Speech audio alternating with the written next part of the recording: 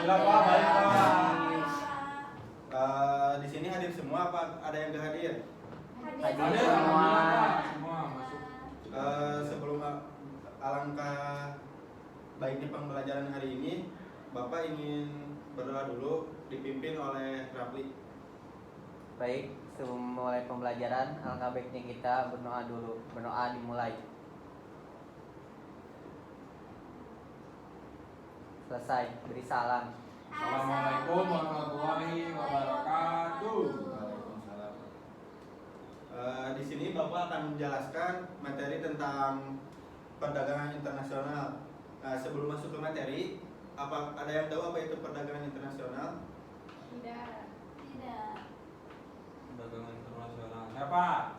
Ya, Kalau menurut saya perdagangan internasional itu perdagangan yang terjadi di antara satu negara dengan negara lain, jadi tidak di dalam negeri, gitu Pak. baik Agus. Terima kasih Pak. Ya.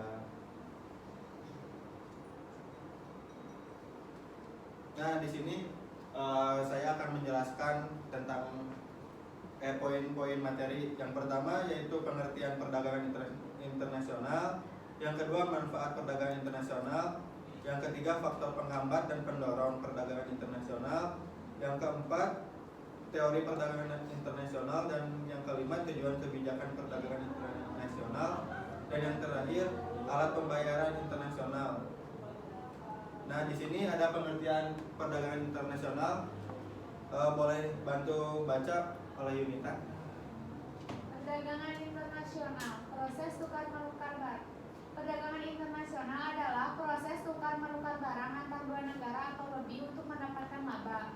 Penduduk yang dimaksud dapat berupa antar perorangan atau individu dengan individu, antara individu dengan pemerintah suatu negara, atau pemerintah suatu negara dengan pemerintah negara lain.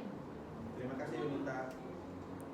Selanjutnya ada manfaat perdagangan internasional, boleh dibacakan oleh Agus. Oke, jadi manfaat perdagangan internasional. Yang pertama itu memperoleh barang yang tidak dapat diproduksi sendiri, memperluas pasar, meningkatkan pertumbuhan ekonomi, meningkatkan produksi, dan yang terakhir meningkatkan produksi nasional, menciptakan lapangan kerja. Selanjutnya ada faktor penghambat dan pendorong perdagangan internasional. Nah, di sini boleh dibacakan oleh Melia. Baik Pak, ada faktor penghambat dan pendorong perdagangan internasional. Faktor pendorong yang pertama ada perbedaan sumber daya alam, yang kedua ada perkembangan iptek, yang ketiga ada investasi asing dan permintaan konsumen. Sedangkan ada faktor penghambatnya, yang pertama yaitu nilai tukar yang berbeda, yang kedua kebijakan ekonomi internasional, yang ketiga terjadinya konflik pada suatu negara, kegiatan ekspor dan impor yang terlalu lama. Terima kasih Melia. Sama Pak. Terus di sini ada teori perdagangan internasional. Nah, terbagi menjadi dua, yaitu teori keunggulan mutlak dan teori keunggulan komparatif.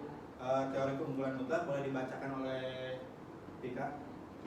Baik Pak, teori keunggulan mutlak atau absolute advantage menurut Adam Smith merupakan teori keunggulan mutlak atau absolute advantage. Adam Smith merupakan orang yang mengemukakan teori keunggulan mutlak.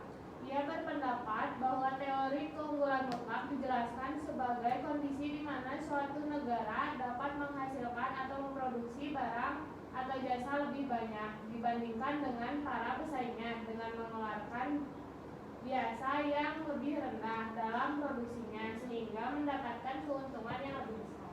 Nah, di sini selanjutnya ada teori keunggulan komparatif. Boleh dibacakan oleh Rafli. Baik, teori keunggulan komparatif. Teori ini dikemukakan oleh seorang bernama David Ricardo.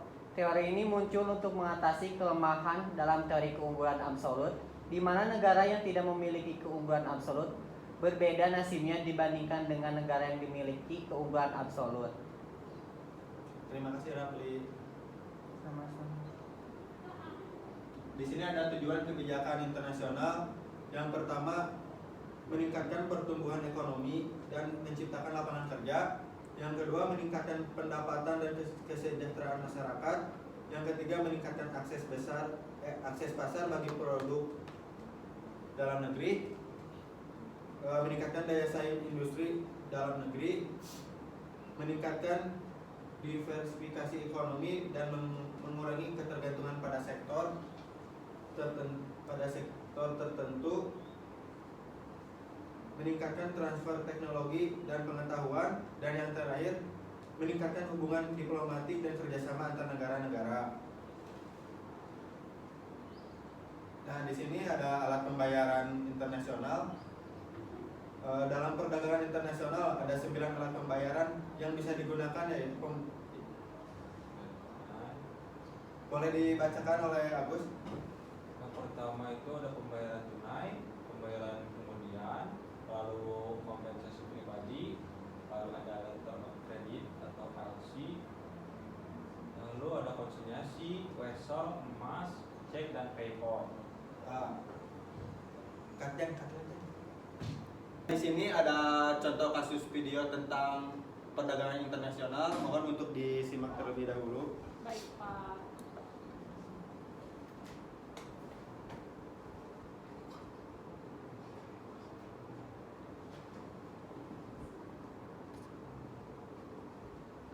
Ini Bapak udah memaparkan video tersebut. Bapak akan memberi tugas kelompok, dibagi menjadi 2 kelompok. Yang pertama tugasnya dampak positif kebijakan perdagangan luar negeri dan domestik Indonesia.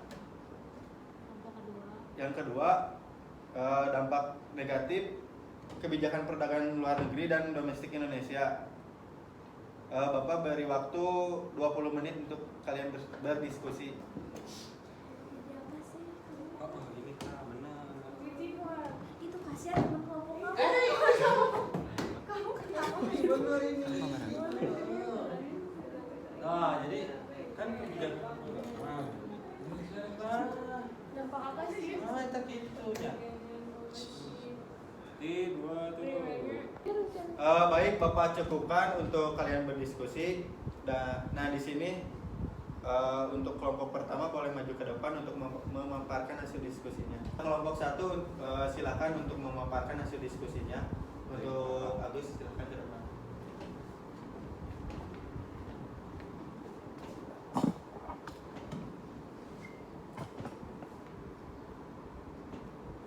Oke. Assalamualaikum warahmatullahi wabarakatuh. Waalaikumsalam. Jadi setelah kami berdiskusi dengan teman kelompok saya, kami kan mendapatkan bagian dampak positif. Jadi dampak positif dari perdagangan internasional yang ada di video tadi, yang pertama itu dapat meningkatkan perekonomian suatu negara. Nah, banyak sekali kebijakan baru di kebijakan perdagangan luar negeri ini yang memudahkan sekali kita untuk mengekspor barang keluar. Juga kebijakan yang sangat penting itu dikuranginya atau dipersulitnya import langsung ke konsumen, itu seperti yang di TikTok. Jadi di TikTok itu langsung gitu, nggak bisa sekarang mah. Nah, jadi itu dari kelompok kami. Sekian, terima kasih. Assalamualaikum warahmatullahi Beri wabarakatuh. tepuk tangan untuk kelompok 1. Baik, untuk materi hari ini Bapak cukupkan. Kita bertemu minggu depan. Wabillahi taufiq wal hidayah. Wassalamualaikum warahmatullahi wabarakatuh. Waalaikumsalam warahmatullahi wabarakatuh.